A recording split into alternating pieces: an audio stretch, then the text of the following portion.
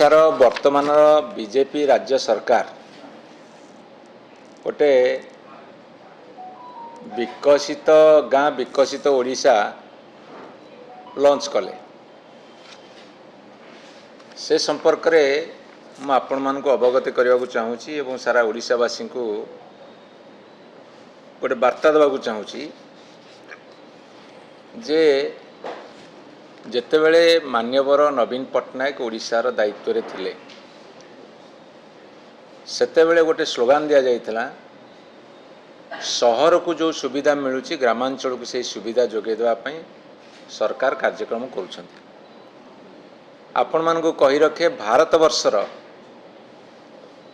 जदि ग्रामांचल रे प्रथमे कंक्रीट रास्ता हवा आरंभ केही करिथिले सी होउची तत्कालीन नवीन पट्टनायक सरकार एवं ग्रामांचल कंक्रीट रास्ता करने जो आरंभ करते ताकू परवर्ती समय भारत सरकार ग्रहण करते। ये होची गाँ विकास कथा। तेणुकरी सेठू धारा आरंभ होता सहर जमीती रास्ता घाट पक्का ग्रामांचल सेमती होती पंचायत राज विभाग अंडर रे जेते रास्ता थिला पाखापाखि 1,75,000 किलोमीटर रास्ता से अधिकांश रास्ता कंक्रीट करिबारे नवीन पट्टनायक सरकार सफल होते।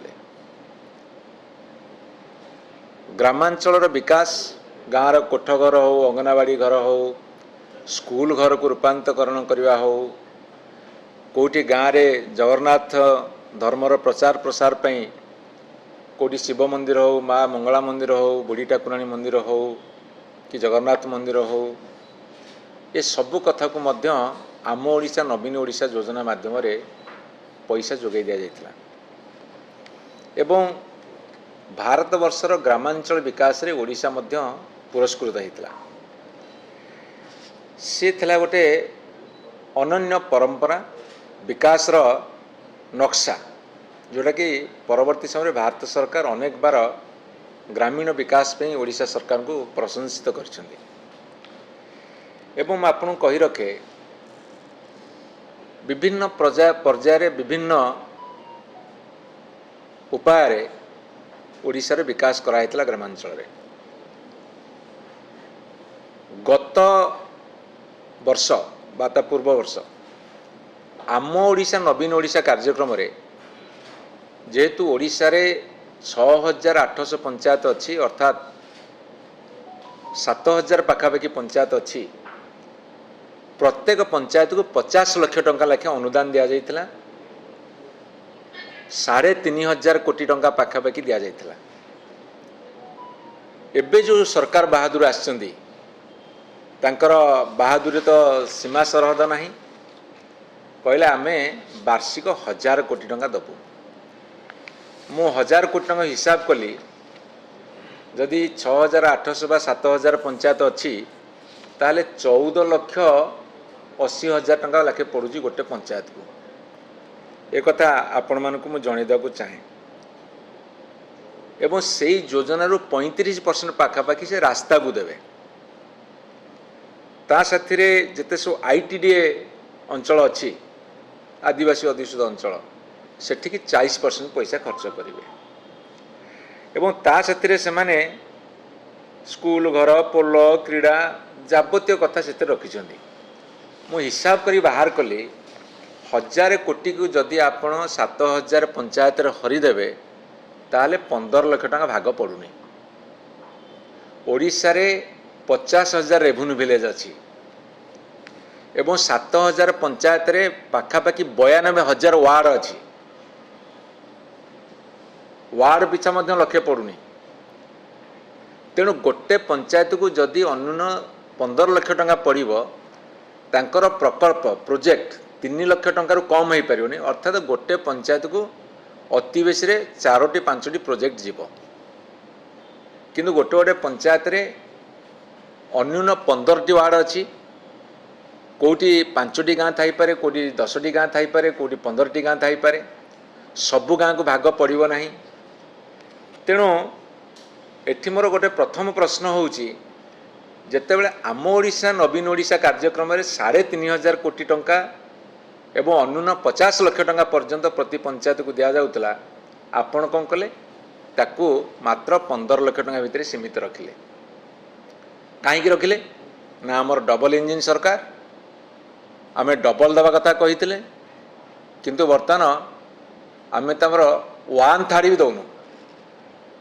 ଆପଣ ହିସାବ କରନ୍ତୁ, ଡବଲ ଇଞ୍ଜିନ୍ ସରକାରର ଡବଲ ଦମୁହା କଥା ଏଠି ପ୍ରମାଣିତ ହେଲା ଯେ ଯେଉଁଠି ପଞ୍ଚାୟତକୁ 50 ଲକ୍ଷ ଭାଗ ପଡ଼ୁଥିଲା ସେଠି 15 ଲକ୍ଷ ବି ପଡ଼ିଲା ନାହିଁ, ଅର୍ଥାତ୍ 1/3ରୁ ମଧ୍ୟ କମ୍ ଭାଗ ପଡ଼ୁଛି।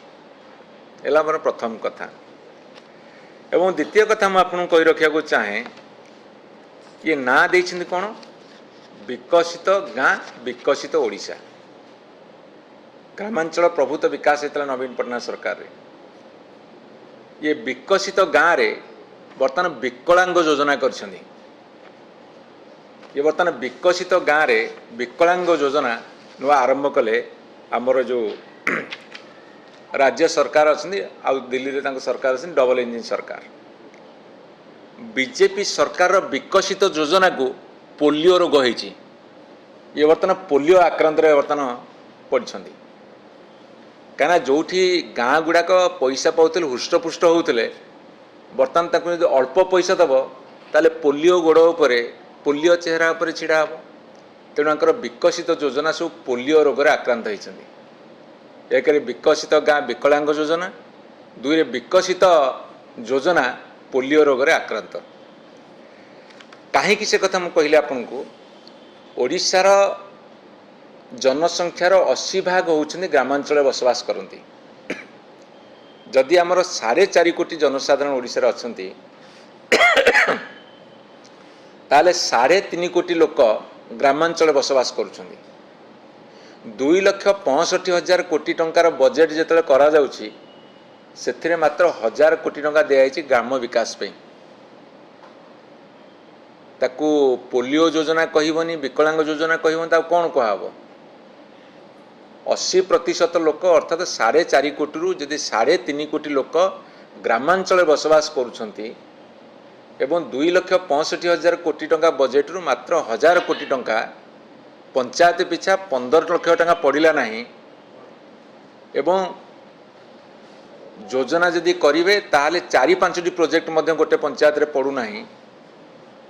ଯେଉଁ ପଞ୍ଚାୟତରେ ଆପଣଙ୍କର 25-30ଟା ଗାଁ, ଯେଉଁଠି ଆଦିବାସୀ ଅଧ୍ୟୁଷିତ ଅଞ୍ଚଳ, ତାର ରେଡ଼ିୟସ୍ ଅଧିକା, ଛୋଟ ଛୋଟ ଗାଁ, ଛୋଟ ଛୋଟ ରେଭିନ୍ୟୁ ଭିଲେଜ୍, ସମସ୍ତେ ଡିମାଣ୍ଡ କରିବେ, କାହା ଡିମାଣ୍ଡ ଫୁଲଫିଲ୍ କରିପାରିବେ ନାହିଁ।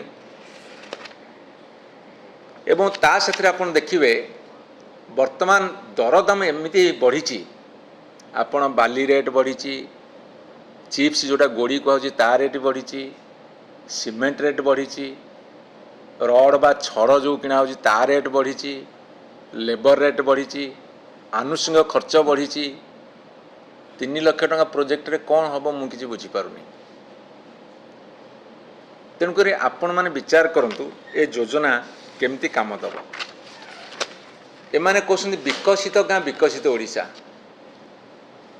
କେନ୍ଦ୍ର ସରକାର ବଜେଟ୍ ଆଣିଲେ, ମହାତ୍ମା ଗାନ୍ଧୀ ନରେଗା ଯୋଜନାରେ ଅର୍ଥ ବଢ଼େଇଲେ ନାହିଁ। ଓଡ଼ିଶାରେ ମହାତ୍ମା ଗାନ୍ଧୀ ନରେଗା ଯୋଜନା ବର୍ତ୍ତମାନ ଠପ୍ ହେଇଗଲାଣି। 8 ମାସ ସରକାର ହେଲା, ଗ୍ରାମାଞ୍ଚଳରେ ଗାଣ୍ଡୁଏ ମାଟି ପଡ଼ିଲାନି, ସହରାଞ୍ଚଳରେ କେଉଁଠି କାମ ହେଉନି। ଆମ ଓଡ଼ିଶା ନବୀନ ଓଡ଼ିଶା କାମ ଠପ୍। ବରଂ ସେଇଥିରୁ ଯେଉଁ ପଇସା ଫେରାଇ ଆଣିଛନ୍ତି ସେଇ ପଇସାରୁ କିଛି ଦେବେ ବୋଲିକି ଏ ବଜେଟ୍ରେ ବ୍ୟବସ୍ଥା କରିଛନ୍ତି। ଏବଂ ସେଥିରେ କହିଛନ୍ତି ଯେ ଆମ ଓଡ଼ିଶା ନବୀନ ଓଡ଼ିଶା ଯେଉଁ କାମ ହେଇନାହିଁ ସେଇଥିରେ 20% ଖର୍ଚ୍ଚ କରିବୁ। ତାଙ୍କୁ ହିସାବ ଦେଲା କିଏ, ହିସାବ ପାଇଲେ କେଉଁଠୁ? ଯେଉଁଦିନ ତ ଆସିଲେ ଅଲିଖିତ ନିର୍ଦ୍ଦେଶ ଦେଇକି ବ୍ଲକକୁ କହିଲେ କୌଣସି କାମ ହେଇପାରିବନି ପୂର୍ବ ସରକାର ଯାହା କରିଛନ୍ତି। କାରଣ ପୂର୍ବ ସରକାର ଲୋକ ବି କାମ କରିଥିଲେ। ଆମେ ଲୋକଙ୍କ ସରକାର ବୋଲି ଡିମାଣ୍ଡ କଲେ ବିଜେପି ସରକାର, ଆଗ ଲୋକଙ୍କ କାମ ବନ୍ଦ କରିଦେବା ଦରକାର, କାମ ବନ୍ଦ କଲେ। ଏବଂ ନବୀନ ସରକାର ଯେତିକି ଆସେଟ୍ ତିଆରି କରାହେଇଥିଲା ତାର ମେଣ୍ଟେନାନ୍ସ ମଧ୍ୟ କରୁନାହାନ୍ତି।